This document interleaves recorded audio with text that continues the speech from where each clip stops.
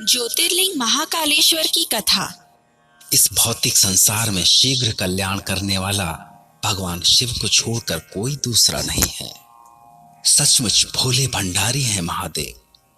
यहाँ तक कि साधना करने वाला कोई बालक हो या वृद्ध, भगवान शिव उनमें कोई भेदभाव नहीं करते।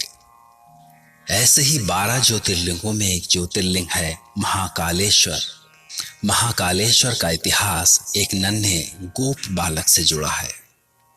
इस बालक की भक्ति से प्रसन्न होकर महादेव ज्योतिर्लिंग के रूप में उज्जैनी में क्षिप्रा नदी के तट पर स्थापित हो गए। कहा जाता है कि जो भी क्षिप्रा नदी में स्नान कर ज्योतिर्लिंग महाकालेश्वर के दर्शन करता है, उसकी मनोकामना अवश्य पूरी होती है।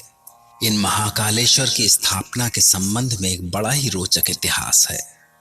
ये बात उस समय की है जब उज्जैनी में चंद्रसेन नाम का राजा राज्य करता था। राजा चंद्रसेन भगवान शिव का महान भक्त था। दूर दूर तक उसकी भक्ति की चर्चाएं हुआ करती थीं। एक दिन जब वो महादेव शिव के ध्यान में लीन था, श्रीधर नाम के एक गोप बालक की दृष्टि उस पर पड़ी। राजा चंद्रसेन को शिव की साधना करते देख उसे बड़ा कौतूहल हुआ। लौटते समय उस बालक ने रास्ते से एक पत्थर का टुकड़ा उठा लिया और घर आकर भगवान शिव के रूप में उसकी पूजा करने लगा। खेल खेल में शुरू हुई इस पूजा में वो इतना लीन हो गया कि उसे समय का ध्यान ही नहीं रहा। उसकी माँ खाने के लिए उसे बुलाने आई, पर तब भी उसका ध्यान नहीं टूटा। माँ के बहुत कोशिश करने पर भी जब श्रीधर का ध्यान भंग नहीं हुआ तो माँ ने गुस्से में पत्थर का वो टुकड़ा उठाकर फेंक दिया और बालक को खींचते हुए ले जाने लगी। इस पर बालक रोने लगा। वो अपने शिव को छोड़कर कहीं जाने को तैयार ही नहीं था। माँ बहुत देर तक बालक को ले जाने की कोशिश करती रही, पर सब बेकार। श्रीधर उस पत्थर के साधारण से टुकड़े के लिए रोता चिल्लाता रहा और अंततः वो बेहोश होकर वहीं गिर पड़ा। ये देखकर तो माता के होश उड़ गए। वो वैद्य को बुलाने के लिए दौड़ी। इधर जब श्रीधर की आंख खुली तो उसकी दृष्टि एक विशाल मंदिर पर पड़ी। वो उत्सुक होकर मंदिर के अंदर गया, जहां एक ज्योतिर्लिंग तेज जल रहा था। ये देखकर श्रीधर को बड़ा आश्चर्य हुआ और वो फिर से भगवान शिव की प्रार्थना में लग गया।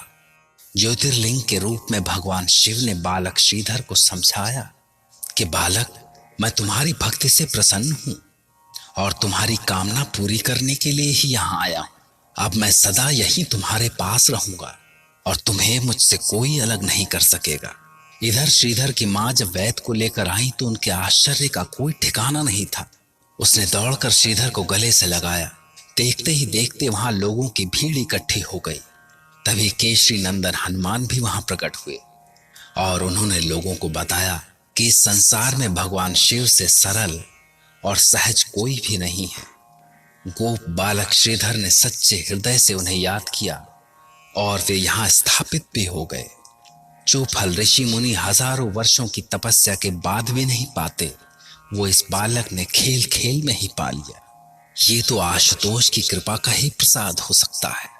इस बालक की 8वीं पीढ़ी में नंद गोप का जन्म होगा, जिसके यहाँ पुत्र रूप में भगवान कृष्ण जन्म लेंगे और अद्भुत लीलाएं करेंगे।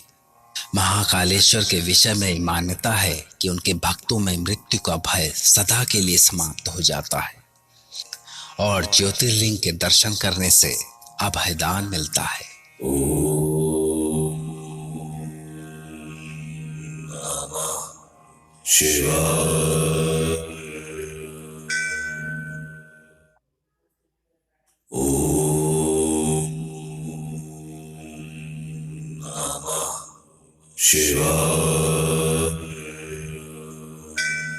ज्योतिर्लिंग ओमकारेश्वर की कथा।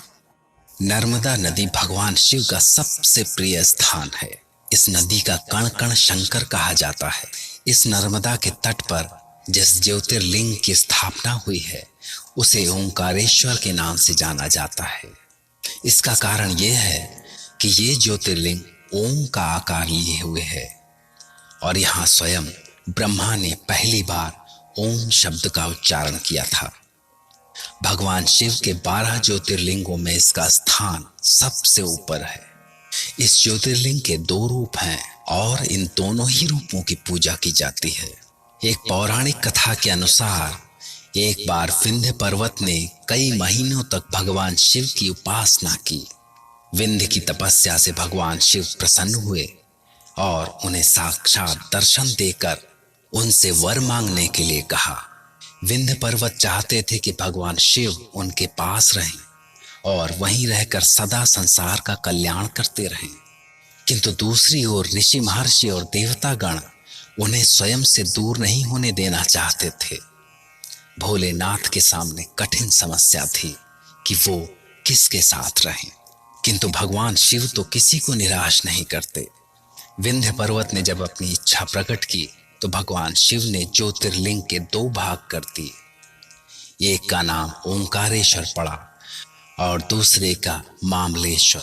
ओंकारेश्वर ज्योतिर्लिंग की स्थापना स्वयं महादेव शिव ने की है। यहाँ जाने के लिए भक्तों को कोठरियों से होकर जाना पड़ता है।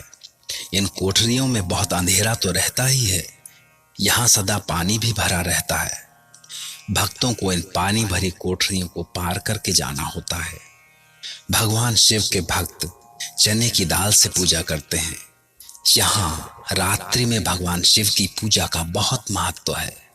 ओंकारेश्वर के संबंध में एक दूसरी कथा भी बहुत प्रचलित है। इस कथा के अनुसार महान शिव भक्त अम्बरीश और मुचुकुंद के पिता सूर्यवंशी मानधाता ने नर्मदा के तट पर कठिन तपस्या करके भगवान शिव को प्रसन्न किया था और उनकी भक्ति से प्रसन्न होकर महादेव ज्योतिर्लिंग के रूप में प्रकट हुए। ओंकारेश्वर शिवलिंग की एक विशेषता है कि यह किसी मनुष्य द्वारा गढ़ा या तराशा हुआ नहीं है, बल्कि ये प्राकृतिक शिवलिंग है। और दूसरी विशेषता है कि मंदिर के शिखर पर भगवान महाकालेश्वर की मूर्ति है। लोगों की मान्यता है कि ये पर्वत ही ओंकार स्वरूप है। परिक्रमा के समय कई सारे मंदिरों के होने से ये पर्वत ओंकार के रूप में दिखाई देता है और इस ओंकार पर्वत पर बने ओंकार मंदिर चंद्र के रूप में दिखाई देते हैं। ऐसा लगता है कि इस मंदिर में शिव की मूर्ति के पास ही माता पार्वती की मूर्ति भी स्थापित है। ये भगवान शिव द्वादश ज्योतिर्लिंगों में एक तो हैं ही, साथ ही इनसे मामलेश्वर नाम भी जुड़ा है। हालांकि केवल नाम ही नहीं, दोनों का अस्तित्व भी अलग अलग है। मामलेश्वर मंदिर नर्मदा के दक्षिण में कुछ दूरी पर है, पर इन दोनों की गणना एक में ही की जाती है, क्योंकि दोनों भगवान शिव के ही रूप हैं और दोनों भक्तों को समान रूप से फल देते हैं। ओम नमः शिवाय।